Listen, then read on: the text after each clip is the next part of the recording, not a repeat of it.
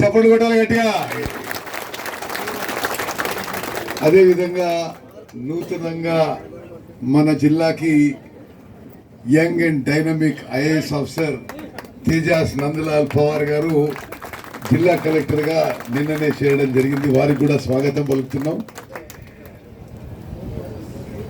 Huzur Nagar municipality ప్రథమ పౌరాలు గిల్లి అపర్ణ గారు,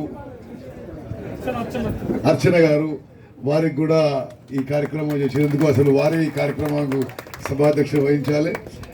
మరి వారికి కూడా స్వాగతం. అదేవిధంగా జిల్లా అదనపు కలెక్టర్ ప్రియాంక గారు, లోకల్ ఎంపీపీ గూడెం శ్రీను గారు, మరి municipal vice chairman Sampath Reddy garu, municipal railway board zonal member Naganna garu, ప్రియ మిత్రుడు శంకర్ నాయక్ గారు, అదేవిధంగా వేదిక మీద ఉన్న అధికారులు, ప్రజాప్రతినిధులు, ఇక్కడికి విచ్చేసిన అక్కలు, చెల్లెళ్ళు, అన్నలు, తమ్ముళ్ళు, ప్రత్యేకంగా మీడియా మిత్రులు అందరికీ కూడా నమస్కారం. ఈరోజు హుజూర్ నగర్ నియోజకవర్గ చరిత్రలో ఒక చారిత్రక దినంగా నిలిచిపోతుందని చెప్పి నేను మనవి చేస్తున్నాను. నేను ఈ ప్రాంతంలో హుజూర్ నగర్ కానీ కోదాడు కానీ మీకు మీ అందరికీ తెలిసిన విషయం.